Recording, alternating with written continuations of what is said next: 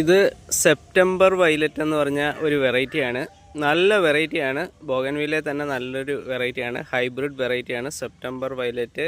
ഇത് വയലറ്റ് കളറിൽ ചെറിയ പാച്ചസ് പോലെ ഇങ്ങനെ കുത്തുകളുണ്ട്. നല്ല ബൾക്കായിട്ട് ഫ്ലവർ ചെയ്യും കേട്ടോ. നല്ല ഫ്ലവർ ചെയ്യുന്ന വെറൈറ്റിയാണ്. ഇതിൻ്റെ ഇത് കണ്ടോ, ഇതാണ് ഇതിൻ്റെ ഒരു ഡിസൈൻ വരുന്നത്.